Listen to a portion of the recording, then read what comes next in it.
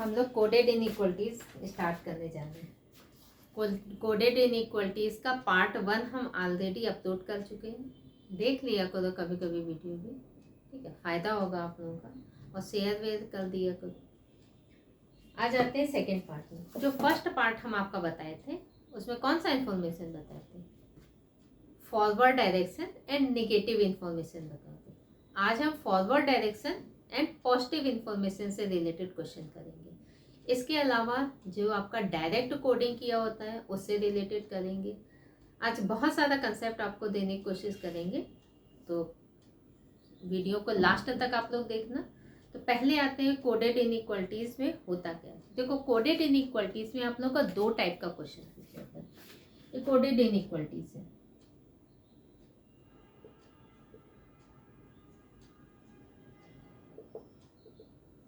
इसमें पहला पार्ट होता है आपका कोडेड रिलेटेड,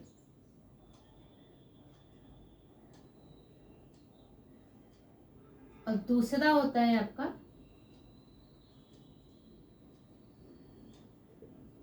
देखो कोडेड रिलेशन में क्या होता है, कोडिंग आपका किया जाता है। जैसे आपका ये आपका डायरेक्शन गिवन रहेगा ऐसे, उसके बाद कोडिंग दिया रहेगा, तो इसमें आपका रहेगा साइन रहेगा हैश है, question mark, ampersand, plus minus, ऐसे क्वेश्चन गिवन रहेगा।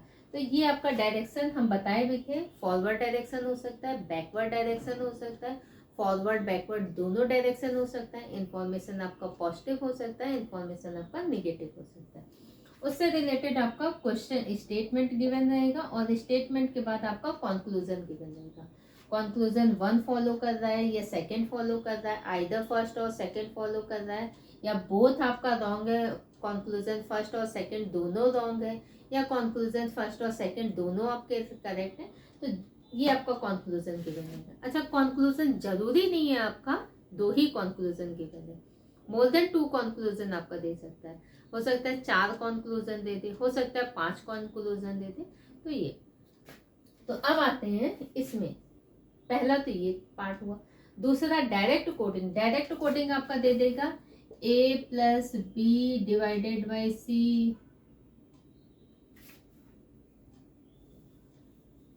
इसको डायरेक्ट कोडिंग हम कर देगा, ठीक है। यहाँ पे दे देगा a is greater than b is less than c equal to d is greater than or equal to o, ये कंटिन्यू रहेगा। इसके बाद आपका स्टेटमेंट गिवन रहेगा और कंक्लूजन गिवन रहेगा। स्टेटमेंट में आपका ये गिवन रहेगा, और कंक्लूजन 1 2 3 4 आपका डायरेक्ट गिवन है। तो ये पहचानना है कि कौन कौन सा कंक्लूजन आपका करेक्ट है। अच्छा, इसमें अभी रिवर्स भी कर देता है। पहले आपका कंक्लूजन गिवन रहेगा, उसके बाद आपका स्टेटमेंट गिवन रहेगा।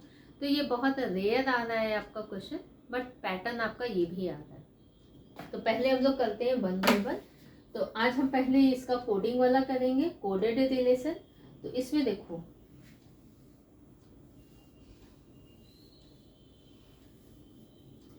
हम पहले भी बताए थे आपका, इसको आपको कोडिंग नहीं करना है। कोडिंग नहीं करना है इट मीन्स आप डायरेक्ट इसको कोडेड फॉर्म में लिख देना।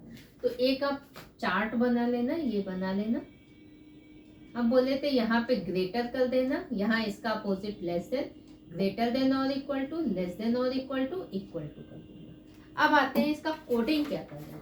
बोल रहा है p @ q means p is greater then q। तो इसको क्या करेंगे, p is greater then q। तो @ साइन कन्वर्ट हुआ किसमें, ग्रेटर देन में। तो ग्रेटर देन को क्या लिखेंगे, @ p is not equal to q, p is either greater than और इक्वल टू q। p या तो ग्रेटर है और या तो इक्वल है। तो हैश साइन किस में कन्वर्ट हुआ, ग्रेटर देन और इक्वल टू में। तो ये साइन कन्वर्ट हो गया इसमें। p = q, equal sign equal में ही कन्वर्ट होगा। p copyright q means p is smaller than q। तो स्मॉलर का साइन ये है, तो यहाँ पे आपका कॉपीराइट आ गया। p %q means p is either smaller than और इक्वल टू q। ठीक है, तो यहाँ पे आ गया एम्परसेंट। तो ये साइन आपका आ गया। तो इसको इस फॉर्मेट में लिख देना। अब ये स्टेटमेंट गिवन है, तो स्टेटमेंट को हम लोग डायरेक्ट पहले कोडिंग कर देते हैं। देखो, ए b, b लिख ही लिए, b के बाद क्या है c, c के बाद क्या है, c लिख ही लिए, एम्परसेंड b। अब हमें कंक्लूजन बताना है a से d तक, a से d तक हमें कंक्लूजन बताना है। अच्छा, कौन कौन सा साइन आपका पढ़ रहा है, @ पढ़ रहा है, हैश पढ़ रहा है और एम्परसेंड पढ़ रहा है, ठीक है, @ ये और ये। तो जब भी आपका अगर ग्रेटर देन और इक्वल टू साइन है तो हम प्रायोरिटी बताए थे, फर्स्ट प्रायोरिटी, सेकंड और थर्ड। तो ये आपकी प्रायोरिटी है, पहला ये। अगर 3 साइन रास्ते में ये तीनों पढ़ रहे हैं तो आंसर मेरा ये होगा। अगर ये 3 साइन में ये पढ़ रहे हैं तो आंसर मेरा ये होगा, ठीक है। अगर मेरा आंसर एक ग्रेटर है, एक लेस देन और इक्वल टू, तो जहां पे भी अपोजिट साइन आपका दिख जाएगा तो नो कंक्लूजन। तो यहाँ पे क्या है, तीनों साइन दिख रहे हैं, ये दिख रहा है, ये दिख रहा है और ये तीनों साइन। तो यहाँ तो देखो ग्रेटर और ग्रेटर देन इक्वल टू, तो ग्रेटर देन और इक्वल टू मेरा आंसर आता, ठीक है। बट यहाँ पे आपका लेस देन और इक्वल टू, तो आंसर आपका ए और डी में हम कोई भी कंक्लूजन ट्रेस नहीं करते। अच्छा, सी और डी कहाँ है, सी और डी यहाँ है।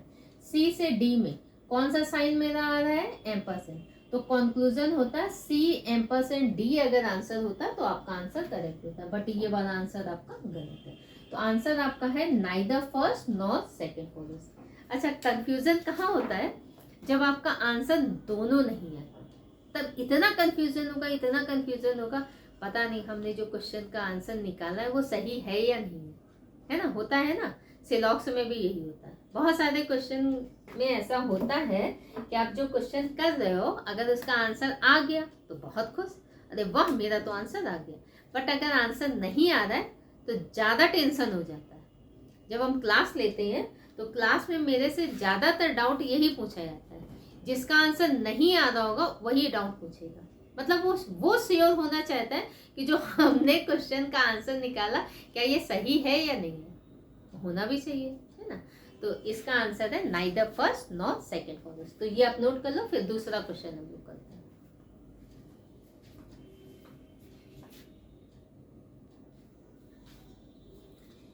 देखो सेकंड क्वेश्चन में आ रहा है, ये कंक्लूजन 1 है, ये कंक्लूजन 2 है। तो सेकंड क्वेश्चन में आ रहा है, ये आपका कोडिंग दिया है, अब इसका आंसर फाइंड करना है। तो कोडिंग कर दो, तो क्या है, L एम्परसेंड के लिख ही लिए, के इक्वल टू एम है, के इक्वल टू एम लिख दिए। एम के बाद क्या है, कॉपीराइट, एम कॉपीराइट एम। तो ये मेरा स्टेटमेंट हो गया। अब हमें कंक्लूजन निकालना है के से एल, यहाँ से यहाँ तक हमें कंक्लूजन निकालना है। तो देखो L एम्परसेंड के है, तो L इज लेस देन और इक्वल टू के है, तो के इज ग्रेटर देन, इसी का अपोजिट है ना, के इज ग्रेटर देन और इक्वल टू होगा। तो एम्परसेंड का अपोजिट हैज, अगर होता के हैज एल होता तो आंसर आपका करेक्ट होता। मीन्स इसका अपोजिट आपको ये देखना है, इसका अपोजिट ये है, इसका अपोजिट ये, इसका अपोजिट ये है, इसका अपोजिट ये। अगर ये 3 साइन आपको मिल रहे हैं, ये वाले 3 साइन, तो ग्रेटर देन और इक्वल टू कितने भी बार मिल रहे हैं तो आंसर आपका ग्रेटर मिलेगा। ये 2 साइन रास्ते में मिल रहे हैं तो आंसर आपका ये होगा। सिर्फ इक्वल है तो आंसर आपका ये। अगर इसमें आए ये वाला साइन, ये 3 साइन मिल रहे हैं तो फर्स्ट प्रायोरिटी इसको दोगे, सेकंड इसको एंड थर्ड इसको। बट अगर अपोजिट साइन कहीं मिल जाए, अपोजिट मिल जाए तो नो कंफ्यूजन। तो इसमें क्या है, आंसर आपका ये वाला गलत, क्योंकि इक्वल बोल रहा है, ठीक है। एग्जैक्टली देखो मेरा आंसर आ रहा है L इज लेस देन और इक्वल टू के, तो आंसर होता के हैज L। तो ये वाला आंसर मेरा सही होता। अब यहाँ के ग्रेटर है या इक्वल है, जबकि यहाँ क्लियर कट बोल रहा है नहीं भैया के इक्वल ही है, ठीक है। तो आंसर तो मेरा ये आ रहा है, तो इस आंसर में हम टिक नहीं करेंगे। एग्जैक्टली वही आंसर आपका आना चाहिए, है ना।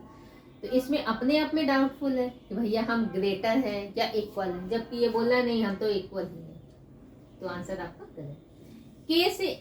के से एन आपका कौन सा कंक्लूजन, के से एन यहाँ से यहाँ हमें कंक्लूजन चेंज करना है।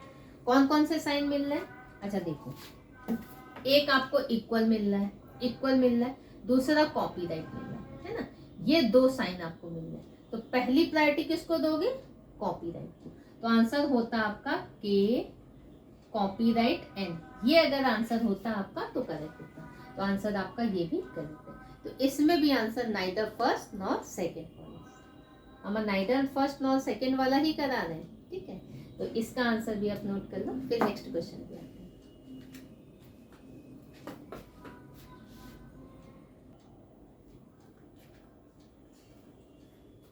देखो अब आते हैं इसमें ई और जी, ध्यान से समझना इसको, इसमें आ रहा है ई यहाँ जी है। अच्छा, आपको जितना जरूरत हो आप उतना ही कोडिंग कर लेना, जरूरी नहीं कि आप पूरा इक्वेशन ही कोडिंग फॉर्म में लिखो, इसीलिए हम ये क्वेश्चन आप करें। तो देखो ई यहाँ है, जी यहाँ है, दोनों में कॉमन टर्म एफ, तो इसी को कोडिंग कर देना एफ, और एफ और ये इक्वल को साइन इक्वल में ही कन्वर्ट करेंगे, ठीक है। अगर ये होता एक बार एट द रेट ऑफ, तो एट द रेट ऑफ का अपोजिट ये, इसका अपोजिट ये, इसका अपोजिट ये, बट इक्वल का कोई अपोजिट नहीं, चाहे हम ई इक्वल टू एफ बोले चाहे एफ इक्वल टू ई, एक ही बात। अब हमें रिलेशन किस में फाइंड करना है? ई और जी में, ई और जी में दोनों में रिलेशन। तो यहाँ से जी से ई हम फाइंड कर लेते हैं। तो देखो एक बार हमें मिल रहा है हैश और एक बार इक्वल, किसको प्रायोरिटी देंगे? तो हैश को। तो मेरा कंक्लूजन क्या आया? जी हैश, ये मेरा आंसर है। अगर ये मेरा आंसर डायरेक्ट होता तो हम इसे टिक कर देते, बट ये आंसर मेरा दो पार्ट में ब्रेक हो रहा है, जी और ई यहाँ पे भी है, जी और ई यहाँ पे भी है, ठीक है।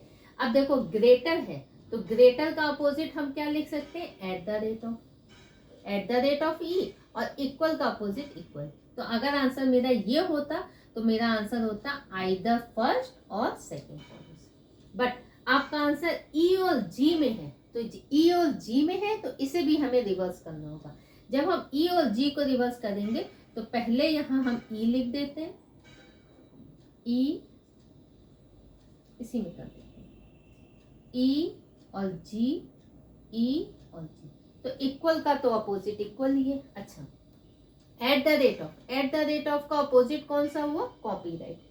तो पहले हम ई लिख रहे हैं, इसीलिए इसका अपोजिट, पहले ये लिख रहे हैं देन ये लिख रहे हैं, तो इस साइन का भी अपोजिट कर देंगे, तो इसका अपोजिट क्या हो गया? कॉपीराइट। तो इसीलिए E copyright G, E equal to G, तो ये भी आंसर क्या हो गया? आइदर फर्स्ट और सेकेंड फॉलोज। ये आपका आंसर आइदर में चला गया, तो आंसर इसका है आइदर फर्स्ट और सेकेंड फॉलोज। अगर ये आंसर होता तो ये भी करेक्ट होता, इसमें आइदर केस होता तब भी आंसर करेक्ट होता, ये भी आइदर केस है देन आंसर आपका ये भी करेक्ट है। तो इसे भी नोट कर लीजिए।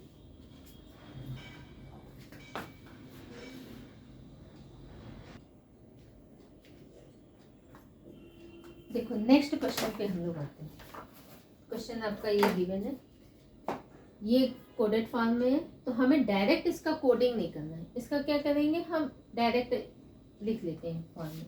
तो x at the rate of y equal to z, y लिख ही लिए, इक्वल टू z कर दिए। z और r में क्या है? z एम्परसेंट r लिख लिए, ठीक है। अब हमें किसमें? x से r में जाना है, x से r में जाना है, सॉरी x से r में जाना है। कौन कौन सा साइन हमें मिल रहा है?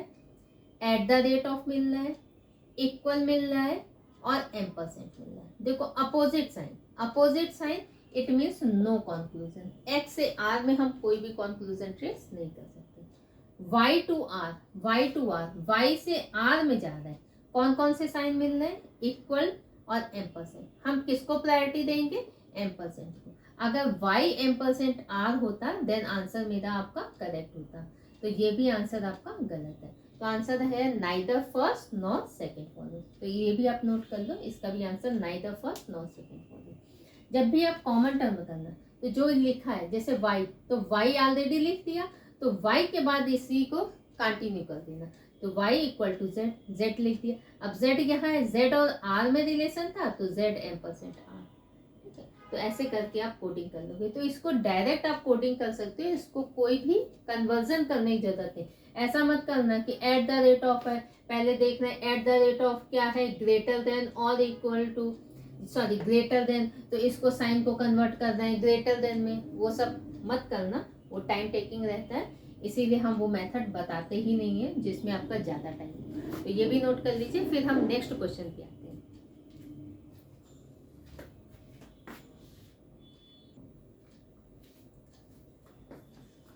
अब आते हैं हम आपको सेकंड पैटर्न में। ये आपका सेकंड पैटर्न है, डायरेक्ट आपका कोडिंग किया हुआ रहेगा।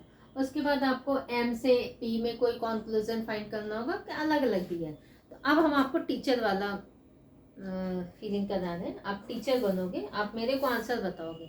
अभी तक हम आपको पढ़ा रहे थे, अब मेरे को पढ़ाओगे। देखो हम बता रहे हैं एम से ओ में अगर कोई कंक्लूजन निकालना है तो एम से। अच्छा प्रायोरिटी देख लो पहले।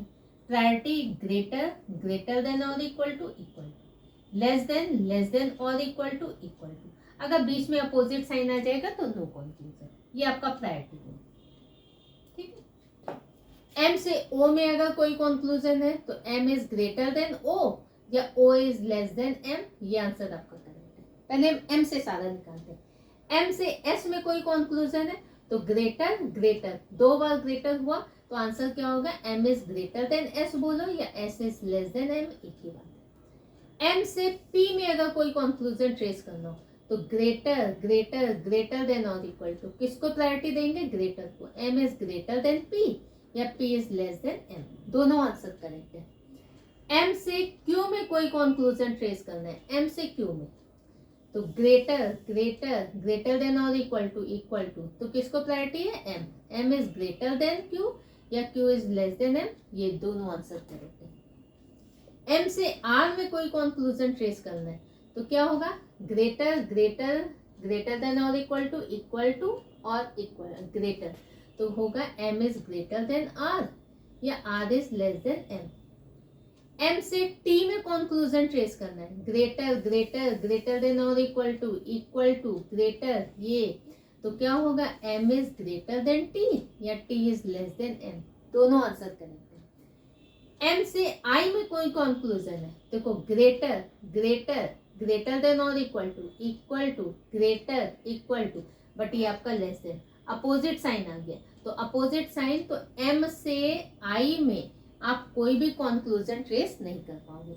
एम से आई हो, एम से बी हो, एम से एन हो, एम के बाद किसी से भी आप कोई भी कंक्लूजन ट्रेस नहीं कर पाओगे, क्योंकि जब एम और आई में ही नो कंक्लूजन आ गया तो नो कंक्लूजन का हम किसी के साथ कंक्लूजन ट्रेस नहीं कर सकते। अरे कोई तो आंसर आता, एम ग्रेटर होता, एम लेस देन होता, एम लेस देन और इक्वल टू होता, तब तो हम उसका किसी के साथ कॉम्बिनेशन करते।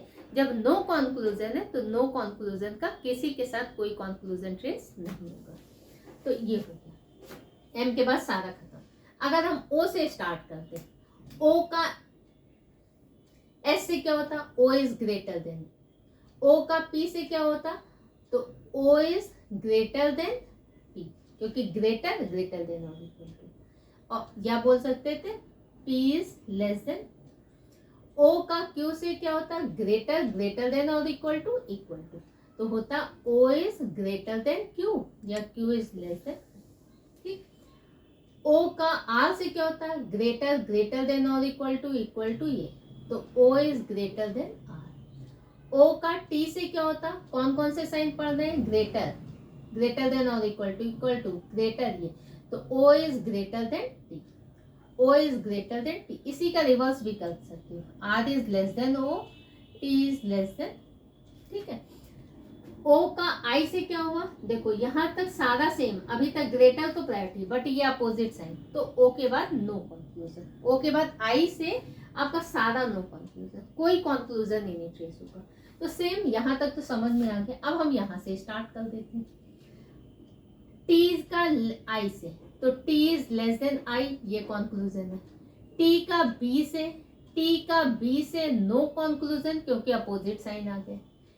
टी का बी से नहीं होगा, टी का एन से नहीं होगा, टी का इससे नहीं होगा, टी का सिर्फ आई से कंक्लूजन ट्रेस होगा, क्योंकि बीच में आपका नो कंक्लूजन का साइन है, ठीक।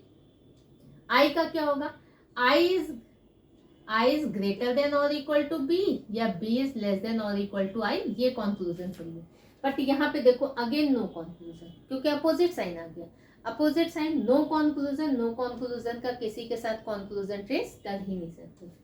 अब आते एन का, n का x से क्या होता, तो n इज लेस देन और इक्वल टू x या x इज ग्रेटर देन और इक्वल टू n, दोनों आंसर सही है। n का w से क्या होता, लेस देन और इक्वल टू, तो किसको प्रायोरिटी जाएगी, लेस देन को, तो n इज लेस देन और इक्वल टू w, ये आंसर सही होता है। n का y से क्या होता, देखो तीनों साइन आ गए, तो किसको प्रायोरिटी जाएगी, लेस देन को, तो n is less then y। n का c से क्या होगा, तो n is less then y। n का c से क्या होगा, तो देखो ये साइन आ रहा है, इक्वल आ रहा है, लेस देन आ रहा है, इक्वल आ रहा है, तो ये तीनों साइन आ रहा है, तो किसको प्रायोरिटी जाएगी, लेस देन को, तो n is less than c बोलो चाहे c is greater then n, एक ही बात है। तो जब भी आपका अपोजिट साइन आ जाएगा, तो opposite sign it means no conclusion. तो शायद आपको ये चीज समझ में आ गई होगी, है ना, तो इसे भी नोट कर लीजिए, फिर हम क्वेश्चन कराते हैं।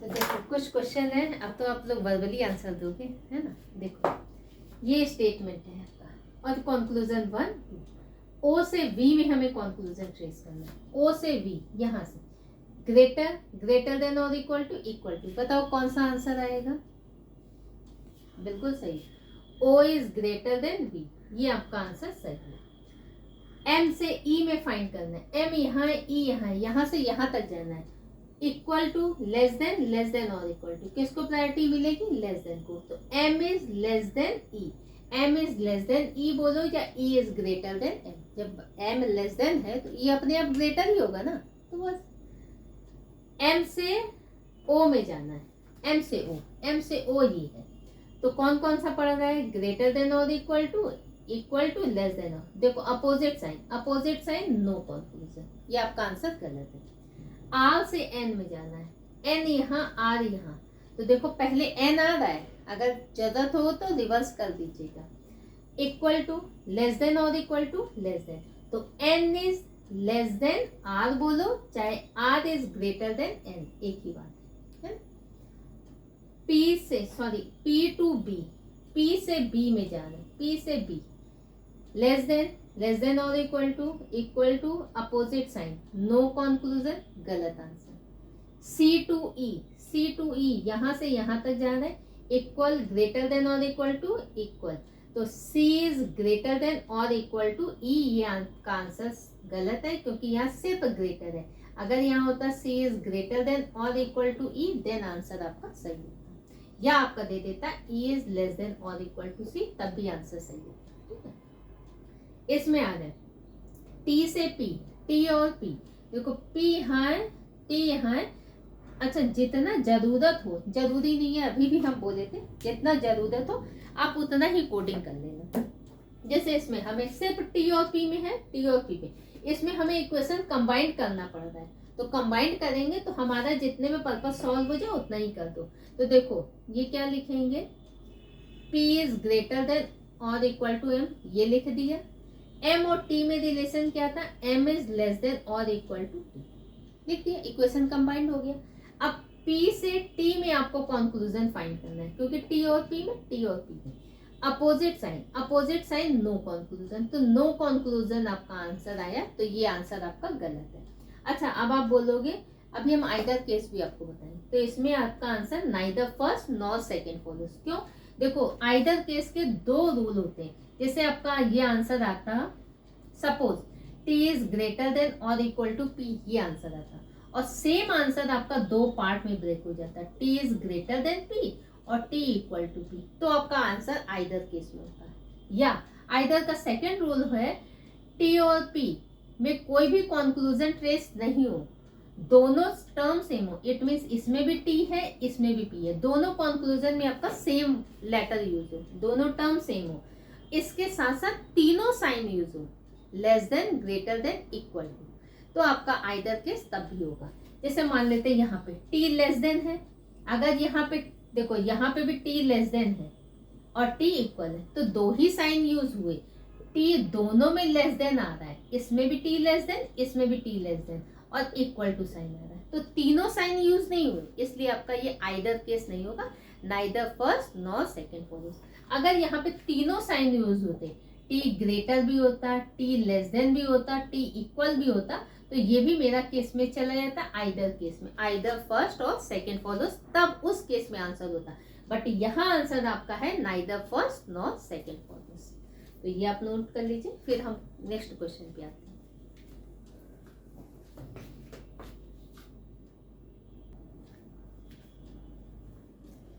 देखो नेक्स्ट क्वेश्चन पे आते हैं। क्वेश्चन नंबर 5 आपका, ये स्टेटमेंट गिवन है, कंक्लूजन 1 और 2।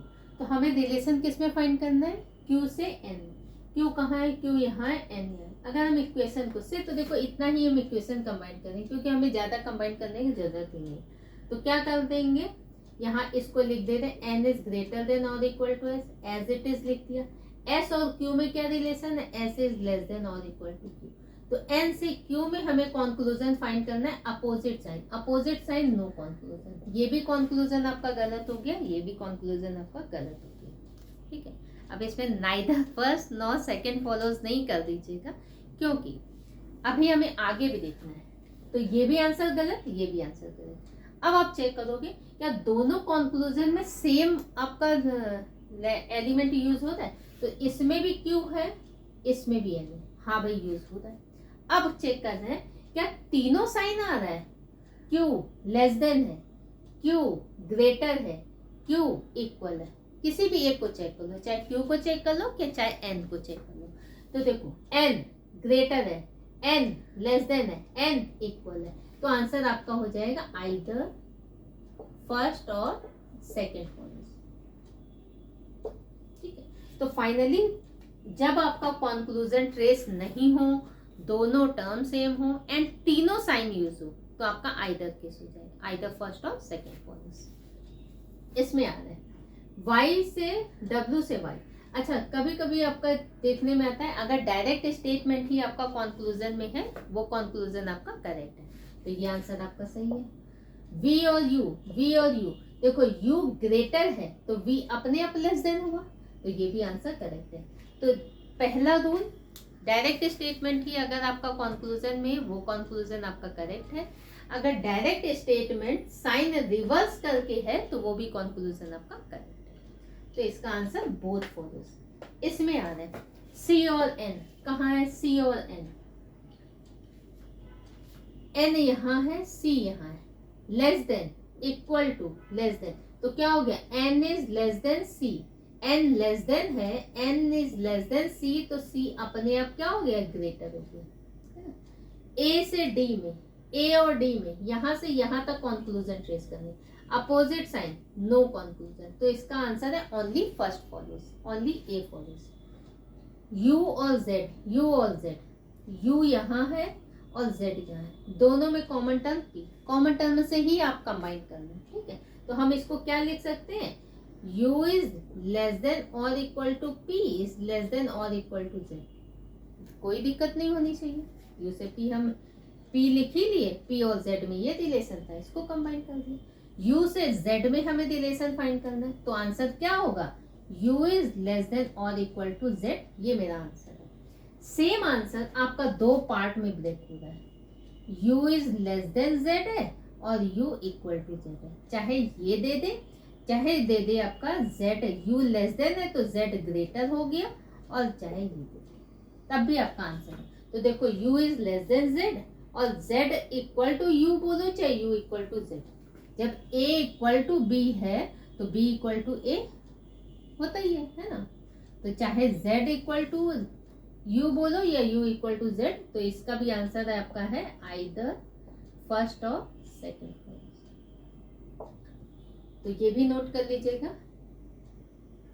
अच्छा, इसमें आ रहा है जब भी दोनों कंक्लूजन में आपका कोई कंक्लूजन ट्रेस नहीं हो, दोनों टर्म सेम हो, तीनों साइन यूज हो, तो आपका आइदर केस हम बताएं। इस रूल को बोलते हैं कॉम्प्लीमेंट्री रूल, ठीक है।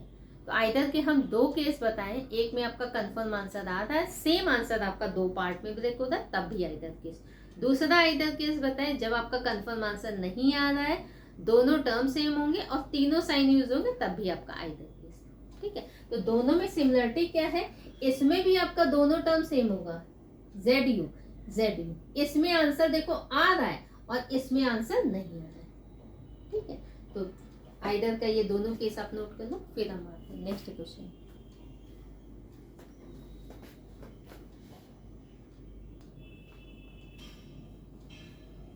तो देखो नेक्स्ट क्वेश्चन पे आते हैं। ये आपका क्वेश्चन गिवन है, तो स्टेटमेंट यहाँ से यहाँ आपका एक दिया है, यहाँ से यहाँ, तो इन स्टेटमेंट को हमें कंबाइन करना होगा। तो जब भी आप स्टेटमेंट कंबाइन करोगे तो कोई ना कोई आपका कॉमन टर्म गिवन ही होगा, वहां से वहां तक आप कंबाइन करना। देखो हमें कंक्लूजन आर और पी में निकालना है, आर और पी में। अच्छा देखते ही ये नहीं कर देना कि आर और पी दोनों टर्म सेम है, आइदर केस। कंक्लूजन नहीं आ रहा, आइदर केस। कंक्लूजन आ रहा है, दोनों टर्म है, लो आइदर केस। तो वो सब गलती नहीं करना, कंक्लूजन निकाल लेना, ठीक है। उसके बाद चेक करना आपका आइदर केस है भी या नहीं है, ठीक है। तो देखो ये है आर से पी, आर यहाँ है और पी यहाँ है, तो ए से पी जाएंगे और यहाँ से देखो दोनों में कॉमन टर्म ए, दोनों में कॉमन टर्म है, पी और आर कंबाइंड हो जाएगा। तो हम क्या करते हैं, ए से यू, इसको देखो एज इट इज लिख दिया, कहीं दिक्कत नहीं होनी चाहिए। अब ए से आर जाना है, ए हमने लिख ही लिया, तो जब यहाँ से यहाँ हम रिवर्स जाएंगे तो ये साइन भी आपका रिवर्स हो जाएगा। अगर लेस देन है तो वो ग्रेटर में कन्वर्ट हो जाएगा, ग्रेटर है तो लेस देन में। जैसे यहाँ a इज लेस देन और इक्वल टू z, जब a लेस देन है तो z अपने आप क्या हो जाएगा, ग्रेटर देन और इक्वल टू। देखो साइन अपोजिट हो गया है ना। अब z और r में z ग्रेटर है तो r अपने आप क्या हो जाएगा, लेस देन, इसका अपोजिट हो गया। अब कहीं दिक्कत नहीं होनी चाहिए, नॉर्मल आपका क्वेश्चन बन गया। तो हमें किससे, r से p में रिलेशन फाइंड करना है। Less than, opposite sign, opposite sign, तो स्टार्टिंग में ही नो कंक्लूजन, इन दोनों में हम कोई कंक्लूजन ट्रेस नहीं कर पा रहे। अब कंक्लूजन ट्रेस नहीं हो रहा है, दोनों टर्म सेम है, क्या सेम है, आर है पी है, यस दोनों टर्म भी सेम है, ठीक है। क्या तीनों साइन यूज हो रहे हैं, चेक कर रहे हैं। आर ग्रेटर है, आर इसमें भी ग्रेटर है, आर इक्वल है, तो सिर्फ ग्रेटर देन साइन यूज होता है, दो ही साइन यूज हो रहे हैं अगर हम आर को चेक कर रहे हैं, ठीक है। तीनों साइन नहीं यूज हो रहे हैं। पी को चेक कर लो, पी लेस देन है, पी इसमें भी लेस देन है, इक्वल है, तो पी इसमें भी लेस देन है और इक्वल है, तो दो ही साइन यूज हो रहे हैं, तीनों साइन यूज नहीं हो रहे हैं, इसलिए इसका आंसर हो जाएगा neither first nor second follows. तो मिस्टेक नहीं कीजिएगा, हम फिर से रिपीट कर दे रहे हैं, हम आइदर के आपके दो केस बताए हैं, एक में आपका कंफर्म आंसर आएगा, दूसरे में आपका आंसर नहीं आएगा। इसमें भी दोनों टर्म सेम है, मान लेते हैं ए इज ग्रेटर देन और इक्वल टू बी, और इसमें है ए इज ग्रेटर देन और इक्वल टू बी, ठीक है। तो इसमें कंफर्म आंसर आ रहा है और इसमें भी ऐसे दिया रहेगा A is greater than B और A equal to B. Confirm answer आ रहा है, सेम आंसर आपका दो पार्ट में भी ब्रेक होगा, A is greater than B, A equal to B, तब भी आपका आइदर केस। इसमें कंफर्म आंसर नहीं आएगा, दोनों टर्म इसमें भी सेम होंगे, ए बी, इसमें भी ए और बी, दोनों टर्म इसमें भी सेम है, इसमें भी ए और बी दोनों टर्म आपके सेम होंगे, तो ए बी, और इसमें भी तीनों साइन यूज होंगे। देखो ए ग्रेटर है, ए लेस देन है, ए इक्वल है, तब भी आपका आइदर केस। तो इस रूल को बोलते हैं कॉम्प्लीमेंट्री रूल। और अगर तीनों साइन यूज नहीं होंगे तो आपका केस किस में चला जाएगा, नाइदर फर्स्ट नॉर सेकेंड। ठीक है, तो ये कोडेड इनइक्वालिटीज के कुछ क्वेश्चन हम आपका कराएं। अभी भी आपका कोडेड इनइक्वालिटीज कंप्लीट नहीं हुआ है, तो नेक्स्ट क्लास में फिर हम लोग करते हैं। तब तक इतना ही रहने देते। वीडियो को लाइक कर दिया कीजिए, उससे मेरा भी हौसला बढ़ता है, और शेयर कर दिया कीजिए, क्योंकि ये वीडियो हम उन पर्सन के लिए फिर से रिपीट कर रहे हैं, उन पर्सन के लिए बना रहे हैं, उन स्टूडेंट के लिए बना रहे हैं जो गरीब हैं या जो किसी कारणवश, कभी कभी होता है फैमिली को पालने के लिए हम अर्निंग करने जाते हैं और घर में इतना टाइम नहीं रहता है कि हम कहीं कोचिंग ज्वाइन कर सकें, या कभी कभी ऐसा भी कारण हो जाता है मेरे पास पैसा ही नहीं है हम कोचिंग ज्वाइन करें, तो एटलीस्ट कम से कम आप लोगों के शेयर से हो सकता है ये वीडियो उन पर्सन तक पहुंच जाए। तो इतना तो आप लोग कर ही सकते हो, ठीक है। मेरी रिक्वेस्ट मानो या जो भी मानो, तो अगर रेस्पेक्ट करते हो तो वीडियो को लाइक कर दिया करो, कमेंट कर दिया करो, शेयर कर दिया करो, उससे मेरा भी हौसला बढ़ता है। तो फिर मिलते हैं नेक्स्ट क्लास में।